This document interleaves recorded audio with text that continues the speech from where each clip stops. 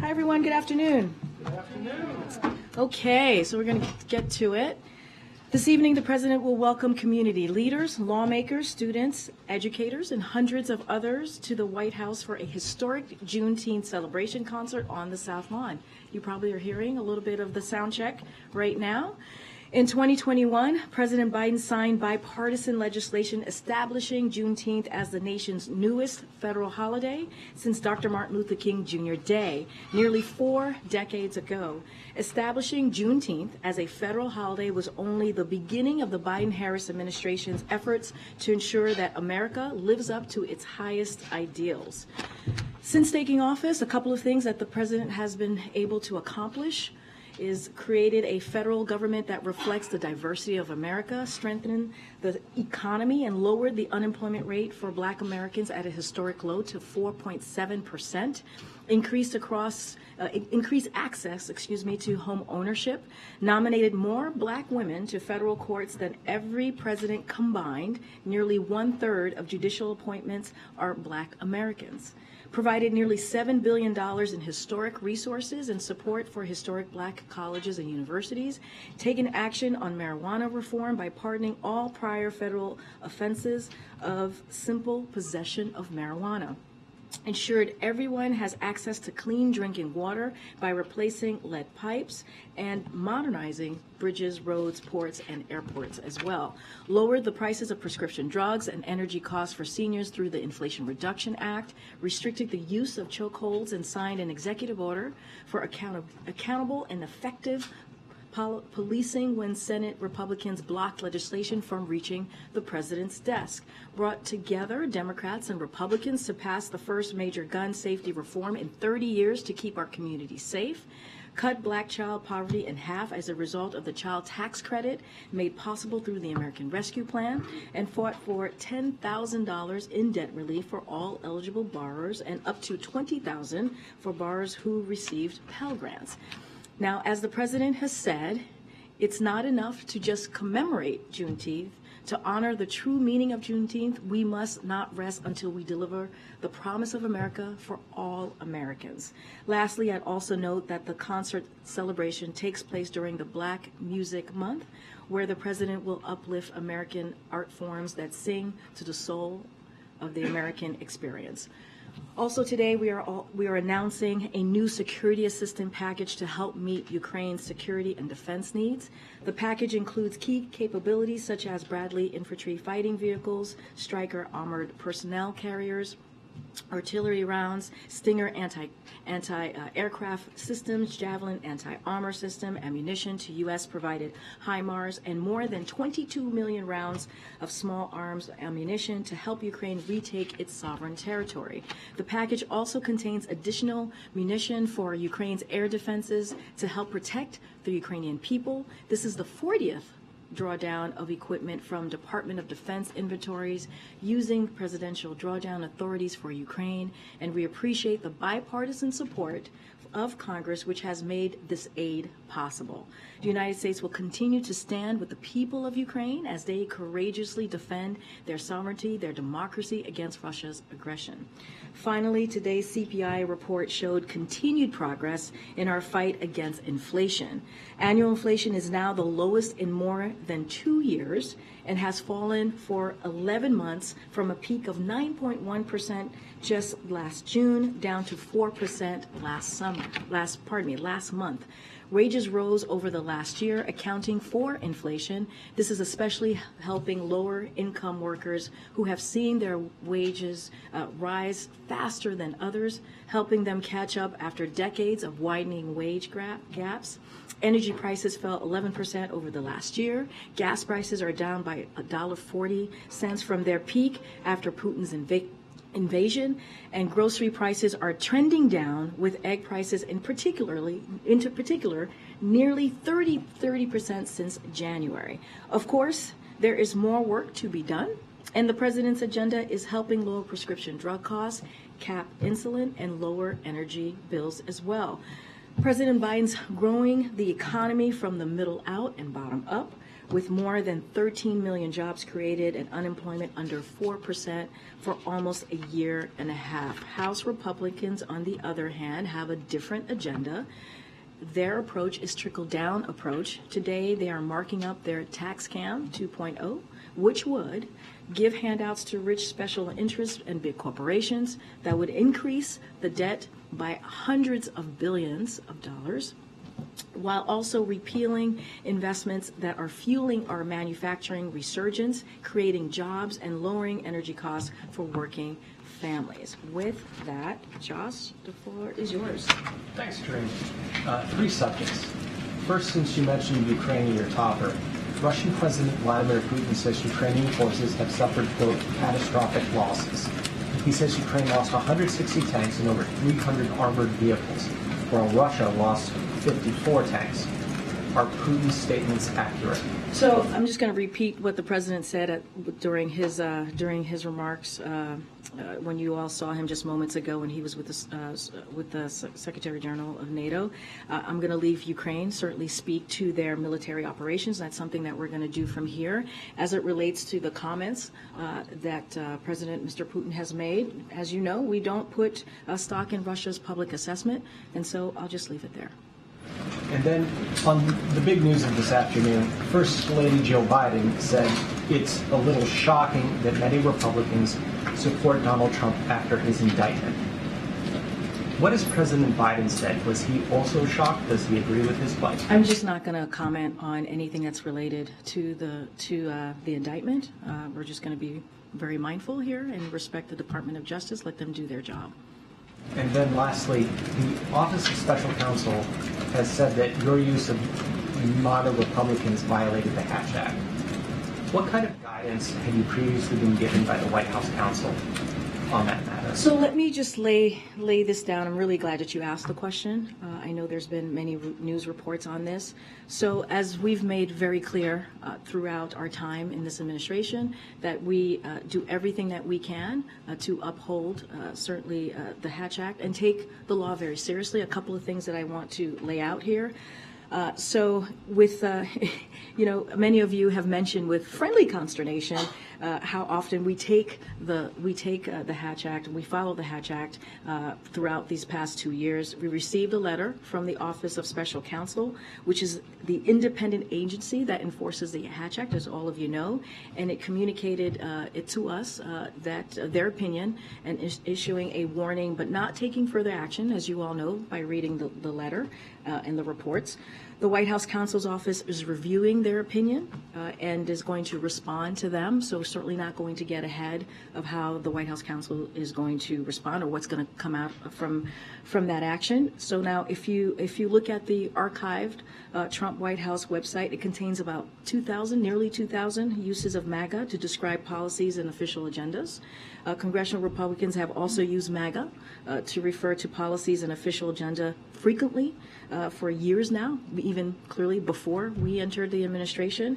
And what's more, I also want to note that the opinion that you see that was presented by OSC happened just last week, which is it occurred months after the briefing where I made those comments. So basically, it is retroactive, right? The actions were retroactive after I had made the comments. So look, when basically what we're seeing by me laying that out is that we did not know their opinion when we were able to use when we were given the green light to actually say the comments that I made. So just want to make that very clear. But again, look, it's going to be reviewed. That's what the White House counsel is going to do. They're going to have a dialogue, a routine dialogue with OSC, and so I'll just leave it there.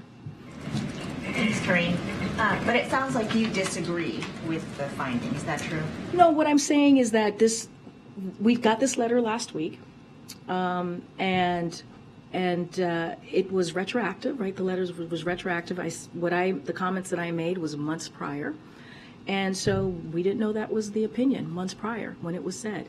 So what I will say now is that the White House counsel is going to have a routine dialogue like many administrations have in the past with OSC, and certainly not going to get ahead of that. I'm going to let that process move forward. And just more broadly, since you cite the Hatch Act so often, what is your interpretation of it? What are your limitations? So look, what I know is as it relates to an ongoing election right now, right, we're talking about 2024, we just are very careful. We are very careful to respect the law, the rule of law. We're very respectful to not speak as a federal employee, to not speak about the election, about candidates in the election, about anything that's related. Anything that you all ask me about the campaign, I'm very often, if not almost every time, refer you to the campaign. As it relates to this specifically, I just laid out, if you look at the archives from the Trump White House website, it contains nearly 2,000 uses of MAGA to describe policies and official agendas, right? And congressional Republicans have used that word multiple times to describe their policies and official agenda as well. I'm not going to get into any back and forth about this. I'm going to let the White House counsel have their routine conversation with OSC and let them handle it. And then just one more on the Trump indictment, which I know you already spoke about, but you know, it's one thing to not answer questions about the charges and the actual pending case before the DOJ, but what about the substance of these documents? Can you at least share whether President Biden has been briefed on the substance in these documents? I will let my colleagues at the White House counsel deal with that. I'm just not going to speak to it from this podium. Thank you. Welcome to the briefing room. Thank you, Karine. Just a little bit of a clarification on the Trump indictment. You have been clear that you don't want to politicize the indictment, but the president's opponents have accused him of weaponizing the DOJ. So just to be clear, can you say categorically that President Biden was not involved or influenced at all any of the decisions into indicting President Biden? Not at all. He was not involved. The president has been very, very clear. The Department of Justice is independent. He wants to restore the independence of the Department of Justice, and that's what you have seen. That is why we have been very, very consistent. When it comes to criminal cases, we just do not comment. Has the president been briefed on any security concerns around the former president's court So appearance? I was asked this yesterday, so was my colleague from NSC. The Admiral was asked this question when he was at the podium, and he laid out, right, and I laid out, he normally gets an update from his national security team and also his intelligence team on a daily basis, and that's usually where he gets his update. I cannot speak beyond that. Any additional requests for security? Can't speak to anything beyond any request. All I can say is that we are prepared. One final question. Is the assessment of the White House that inflation has finally peaked? So look, I know that I know the CPI data came out today, as I just laid out this morning. Look, so what I will say is that we're making progress on fighting inflation, and that's good news. That's good news for hardworking families. That's incredibly important that we see that, and we're seeing that in this data. And I kind of said this at the top, but I'll reiterate it here. Annual inflation is at the lowest level that we have seen in more than 2 years. That's since March of 2021, and it has fallen for 11 months. And in less than half of what it was this past June, the June before this one, clearly. And wages has rose over the last year. So all of that is important. Gas prices is down by $1.40. That's because of the work that this president has done. If you think about his investment in America, if you think about his economic policy, how he wants to make sure that we're building an economy that builds from the bottom up, middle out, that is what you've seen. And I have said, and he has said many times, when it comes to his economic policy, lowering costs is his number one priority. So this is important. We're fighting inflation. We're seeing progress, and this is going to be incredibly important for Americans across the country. So just to continue on inflation, we'll get another one after that. One of the components of the inflation data showed that rent prices are still sticky, with just not responding the way that you hoped that they had. It's starting to remind some people of the comment that inflation was going to be transitory. So for a long time, the expectation has been that housing prices and rental prices would come down, and they just haven't. Are you starting to get worried that they're not going to come down, or what the implications are, and what can you do So, look, we know, and it's a good question, we know housing affordability is a challenge for families. And the good news is that we are starting to see a cooling in the housing market, so that's incredibly important. And also, that is why the president has taken extra steps, right? You've heard us over the last 2 years talking about the housing supply action plan that the president put forth to help close the housing supply shortfall that we have seen in the last 5 years, making it easier to use the American Rescue Plan funds to increase the supply of affordable housing, which is another part of the president's plan as it relates to lowering costs when it comes to housing or dealing with the housing market, releasing a blueprint for renters' Bill of Rights on a set of federal actions to make the rental market fairer, and calling on Congress to provide additional incentives for housing construction and support low-income families. So, look, we get it. We understand what families are going through. Again, the housing market is cooling, so that's important. But the president has taken extra steps over the last 2 years to deal with the affordability aspect as it relates to housing. So are you considering additional actions since the housing prices don't seem to be responding? So I don't have any additional actions to announce at this time, but I mean, I just laid out 4 real constructive, comprehensive, substantive actions that this president has taken over the last 2 years to deal with certainly issues that American families have to deal with when it comes to affordable housing. And then on Ukraine, NATO Secretary General Stoltenberg just said that the Ukrainian counteroffensive is making progress. The Ukrainians are making progress, and that's important in terms of strengthening their hand when they get to the negotiating table. Does the White House share his view that the Ukrainians are, in fact, making advances, and can you give us any details? So look, I know that President Zelensky has spoken to this. He says the counteroffensive operations have begun, but certainly I'm going to leave that to Ukraine to speak to. That's basically what the president was asked when he was when he was asked as it relates to the military operations. We're just going to let them, President Zelensky and his team, speak to that.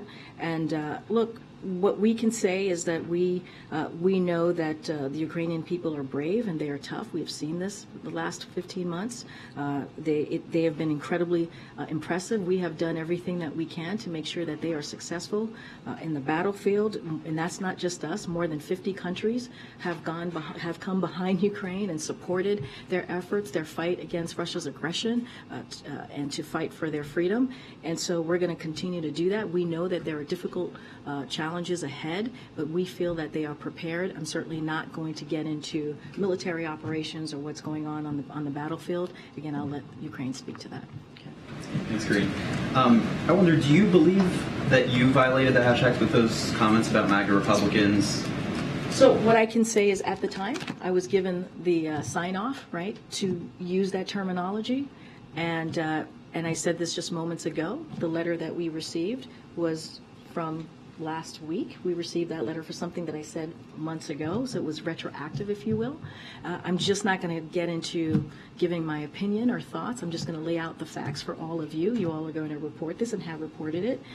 And we're going to have a routine conversation, not myself, but clearly the White House counsel is going to have a routine conversation with OSC to talk about this. I'm just going to leave that there. It's a term that you, but also the White House press shop has used a lot in paper statements and everything else. So are you guys going to continue to use that terminology going forward? So look, I'm not going to get ahead of what the outcome of this might be. The White House counsel certainly is reviewing the opinion, and they will have a routine conversation with OSC, as they should. This is going to be an ongoing process. As you stated, we have used this term many times before. It's nothing new in the context, and the way we use it is in the context of talking about their policies and in talking about their values. That's how we have used this term, and so I will, I'll leave it there, and we'll continue. They'll continue to have a conversation. I know that the White House counsel's office sometimes conducts informational sessions with staff to educate them about the Hatch Act, what the guardrails are, et cetera. When's the last time that you participated in one of those, and do you intend to get some kind of a refresher? So I don't have any refresher to speak to at this time, but yes, I've sat in many conversations that have been held by the council on the Hatch Act specifically. I know I did one recently this year. I just don't have the exact date in mind. And then last question. I wonder, as it relates to the case that the former President Trump is facing, is there any world in which President Biden would consider pardoning the former president? I'm just not going to speak to that. No comment. Go ahead, Joe. And I'll come to the back. Go ahead, Joe. Thanks, Karine. Senator Bernie Sanders is saying that he won't move forward with a president's nominee for the National Institutes of Health, or any health nominees for that matter, until the administration puts forward a plan to lower prescription drug costs. What is your reaction? And has the administration been in contact with his office about this? Yeah, so look, we see Senator Sanders as a friend, and he has been certainly very a partner, very helpful to us in pushing the president's agenda and lowering costs for Americans. And so we share Senator Sanders' concerns on pricing. That's why the president signing the Inflation Reduction Act was so important. That was a critical component, if you will, of the Inflation Reduction Act, which is lowering costs for Americans, putting a cap on insulin for our seniors. And so it was a consequential piece of that law. And so, look, we're always looking for ways to continue to lower costs for Americans, and we look forward to working with the senator to get our nominees forward and confirm, certainly.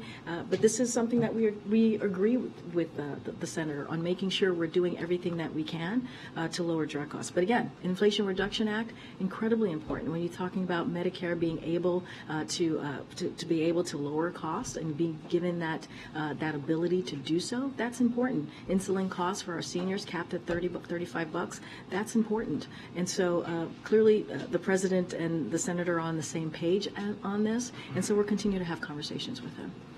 Okay. Thanks, Karine. There are reports that the labor and management have agreed to a cooling off period at the West Coast ports after a meeting with Acting Secretary Sue. I'm wondering if you can confirm that development and if you're encouraged by it at the White House.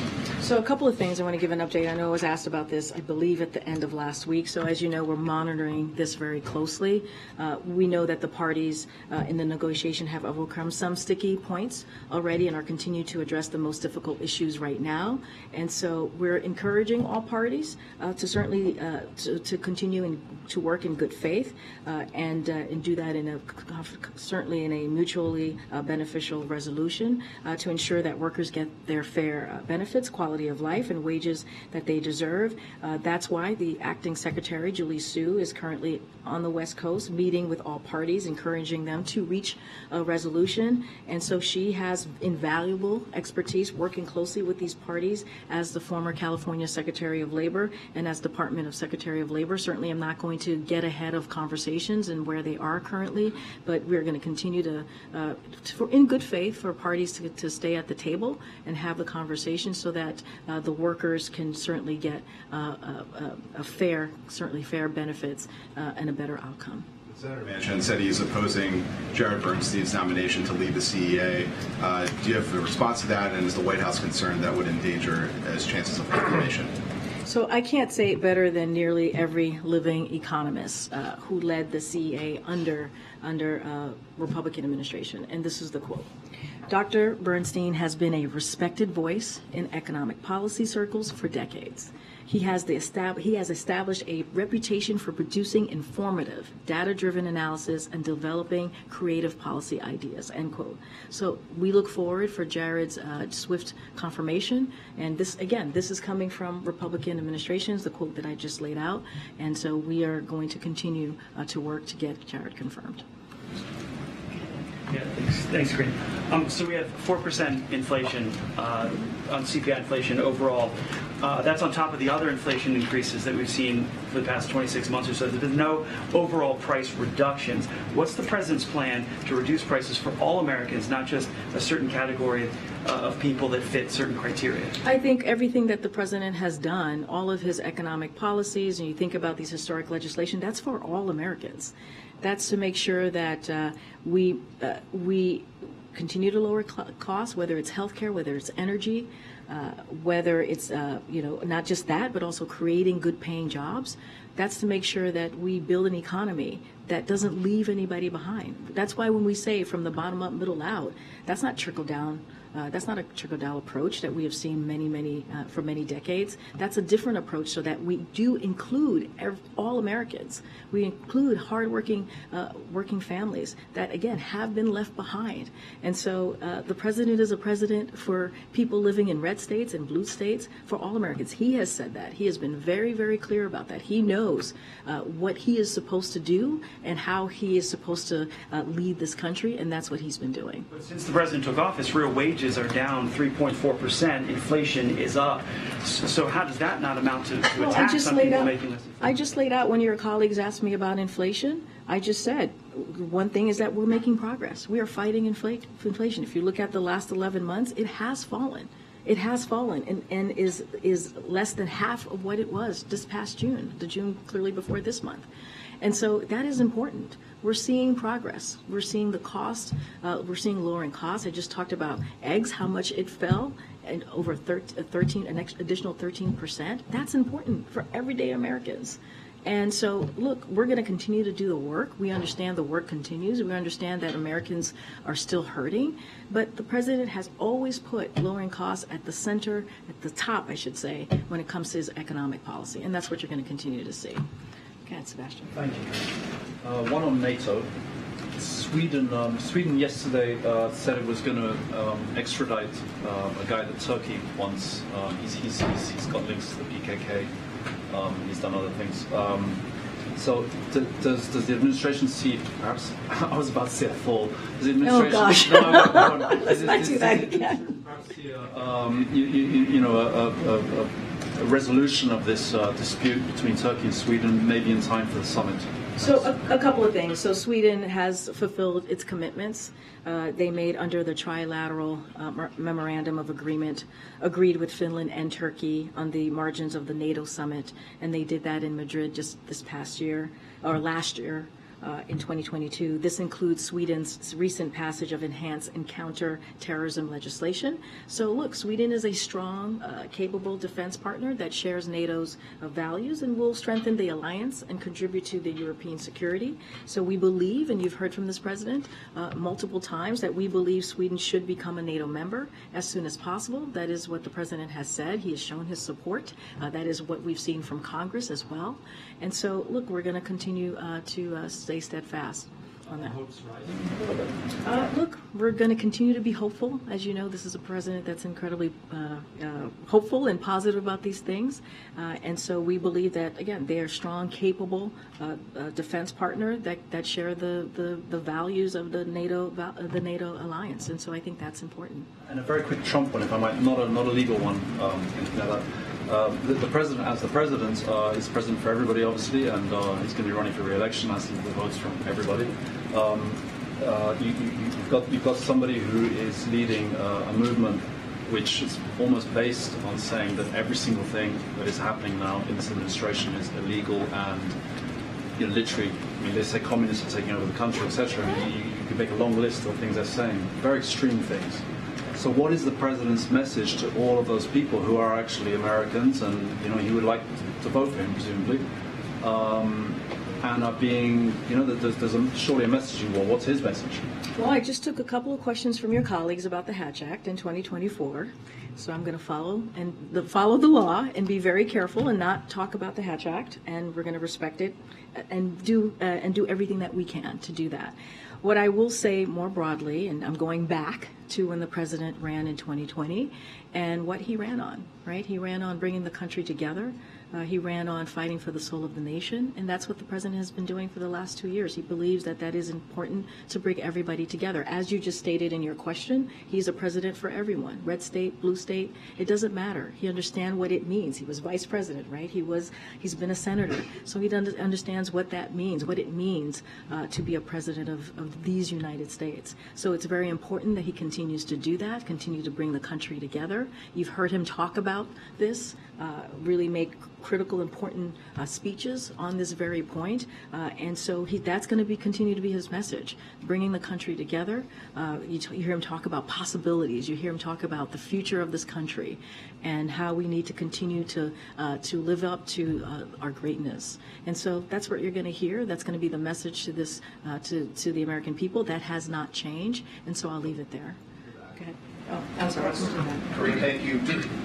Would the president ever accept spending levels lower than those included in the debt ceiling agreement? And how does he respond to criticism that other Democrats have communicated that Speaker Kevin McCarthy is now sort of reneging on the deal by communicating, in his words, you always have to remember with appropriation levels, that's your cap. You can always do less. So look, I'm not going to get ahead of the appropriations process. We expect Congress to certainly to abide by the bipartisan budget agreement that we both sides came to the table for, and that's including the agreed to adjustments. So certainly not going to get ahead of that. We made a deal, and we will uphold our end of this deal, and so they need to uphold theirs. And so I'll just leave it there. It's just as simple as that. That is what this agreement was all about. That is what the president signed into law. It's about the American people. It's about delivering for their needs. It's about making sure that we have a budget that's fiscally responsible. That's what we were able to do in a bipartisan way. And so we are going to uphold our part, and we expect them to do the same. The president just met with Jan Stoltenberg in the Oval Office. Did the president, in their visit today, or was he expected to, perhaps you weren't in there for the entire time, to ask Jan Stoltenberg to stay on past the expiration of his term this October? So look, the president hasn't made any decision yet on that process. I'm certainly not going to get ahead of the president on this, but we've been very clear that we believe the Secretary General has done a fantastic job, a really wonderful job during this difficult time, this history-making time, with the war in Ukraine being one of them, and how NATO has come together in a way that we haven't seen in a very long time, the strength of NATO. And so we appreciate his efforts and his hard work the last 2 years. I'm just certainly not going to get ahead of the president. There's reporting right now that the CIA warned the Ukrainian government not to attack the Nord Stream gas pipelines last summer after it obtained detailed information about a Ukrainian plot to destroy that main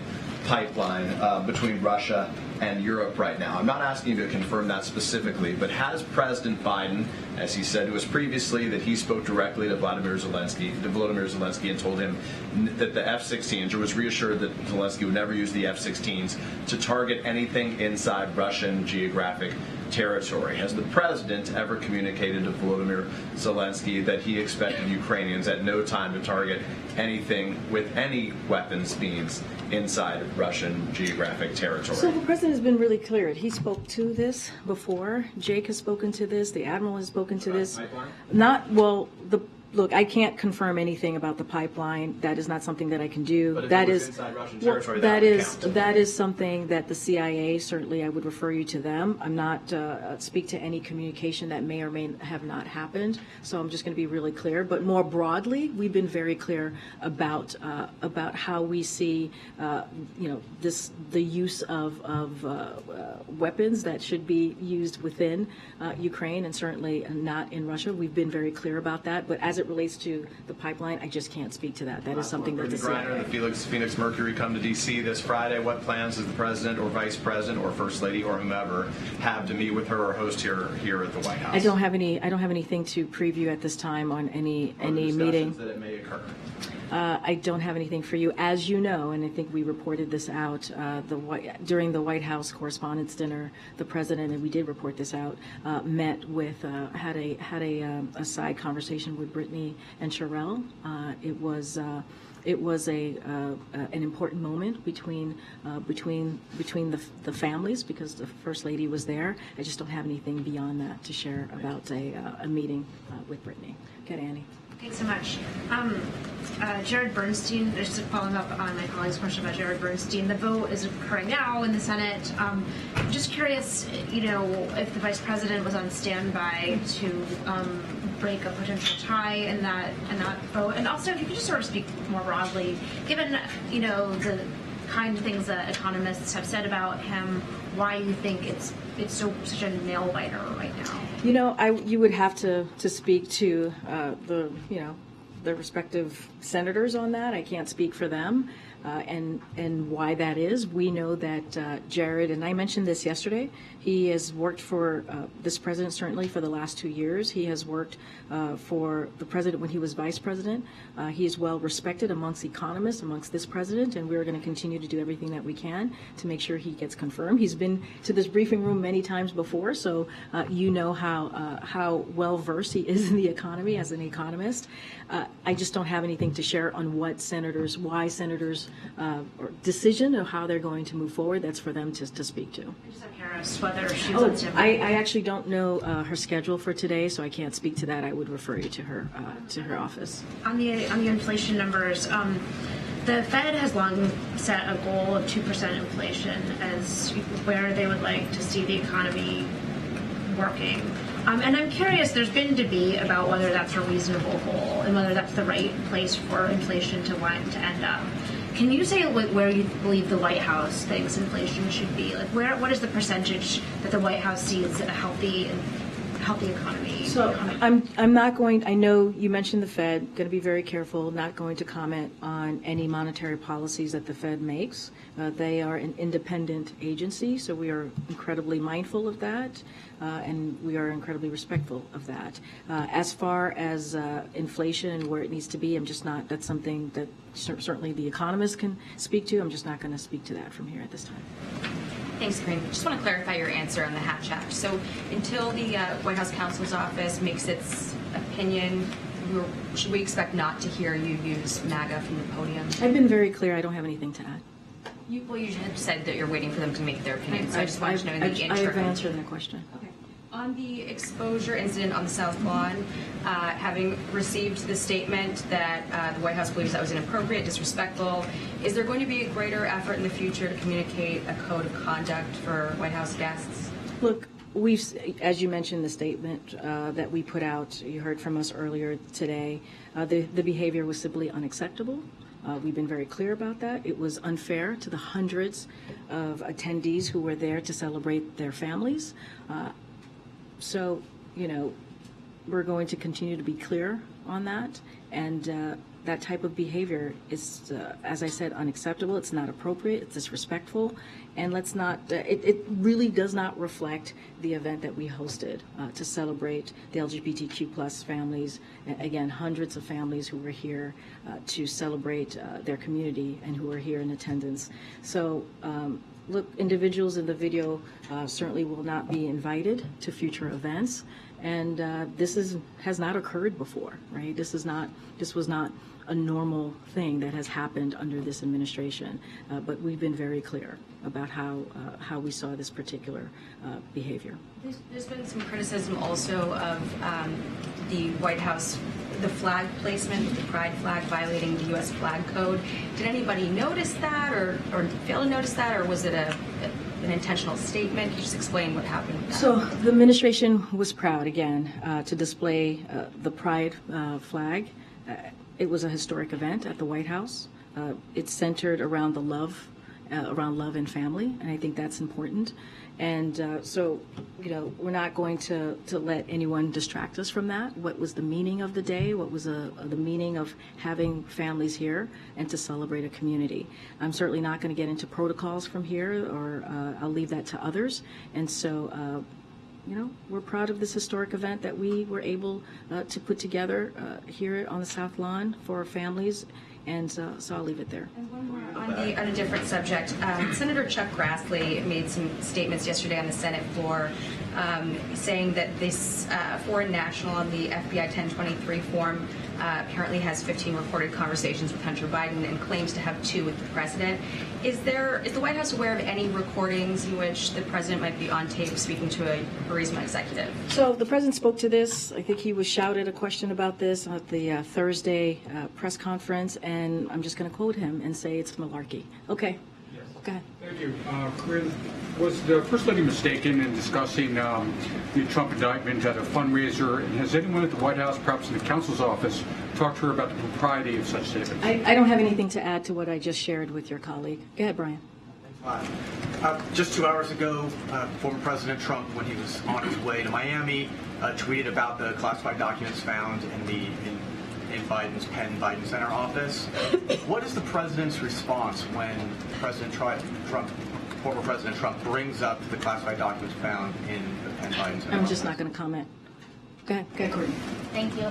The Department of Homeland Security earlier this month said that when they released their threat list that LGBTQ plus events were under heightened threat given the rhetoric that we're seeing across the country. I haven't heard you in the last couple weeks talk about the president being briefed on that, given that there's so many different pride celebrations happening across the country right now. Can you talk a little bit about the security surrounding that and if there's anything elevated, at least coming from the federal government? So I can't speak to anything that's been elevated. Clearly, if there is any need for additional security, we are certainly always available to have that conversation with state and local officials. As you mentioned, as Pride events are occurring throughout this month across the country, can't speak to if there have been any elevated instances that's been flagged for us at the federal level. But certainly, this is something that we believe that it's important for LGBTQ plus community to feel safe as they are celebrating during Pride Month, which is one of the reasons why we had an event, a historic event right here on the South Lawn on Saturday. Just don't have anything additional to add to any elevated security or elevated additional assistance that we may be providing.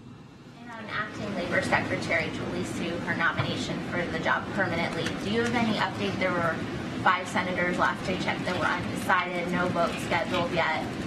Do you have an update on where you are on that in terms of getting her confirmed to the position permanently, given you've been without a labor secretary permanently for a while now?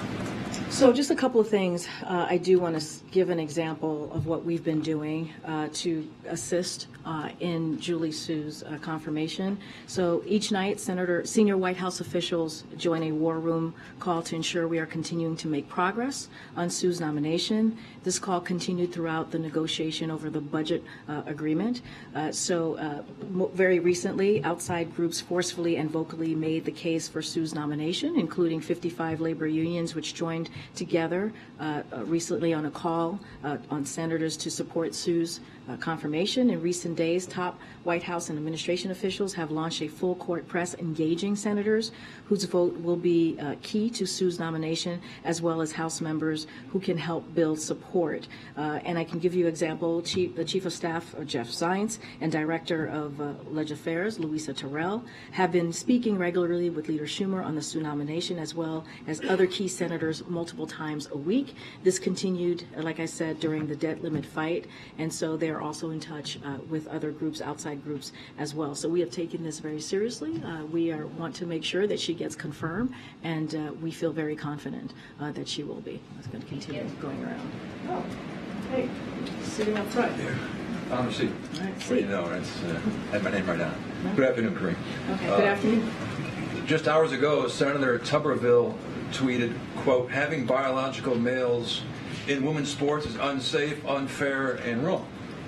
And earlier this year, 72 elite female athletes signed an open letter saying forcing female athletes to compete against biological males is not only unfair, it is discriminatory and illegal. So in the light of this administration's proposed changes to Title IX, does the White House worry about the physical safety of females directly competing against males in sports? So look, this is a complicated issue. It is. And there are a wide range of views, as you just laid out. The Department of Education proposed a rule that gives schools the flexibility to establish their own athletic policies while establishing guardrails to prevent discrimination against transgender kids. And so I also want to make clear that this is a proposed rule, and members of the public have the ability to provide comment as part of the rulemaking process. And so any additional questions that you may have of this proposed rule, certainly I would refer you to the Department of Education, but we do understand this is a complicated issue. What would the president say to parents out there who have daughters, let's say from high school, for example, who are worried that their daughter may have to compete against a male, a person born male, and there could be directly in physical athletic competition and worry about their daughter's safety? So look, what you're alluding to is basically saying that transgender kids are dangerous. It sounds like that's what you're saying. Well, you're saying that their safety is at risk. Yeah, but you're laying out a broad example or explanation of what could potentially happen. A broad example explanation. That is dangerous. That is a dangerous thing to say. That essentially transgender kids we're talking about are dangerous. And so that's something that I have to call out. And that is irresponsible. I had just laid out how complicated this issue is. I had just laid out why it's complicated. And so anything that you have any additional questions, I refer you to the Department of Education. I'm going to move on. I know there are other people. Go ahead, Tam. Go ahead, Tam. No, I mean, you could read your question in a transcript once you get it. Go ahead, Tam. Senator J.D. Vance is saying that he is going to hold all future nominations from the Biden department for the Biden Department of Justice. So all nominees to DOJ other than the U.S. Marshal Service. Does the White House have a response to that?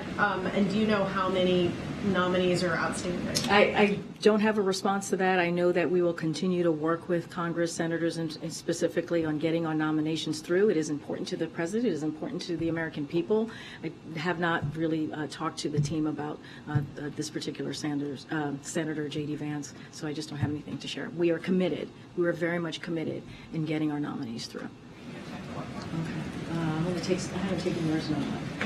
Thank you. I'm just wondering if, because the event that is about to take place in South Florida that some folks may be paying attention to, no one is actually going to see that other than the people who are in the courtroom. There's not going to be still photographers.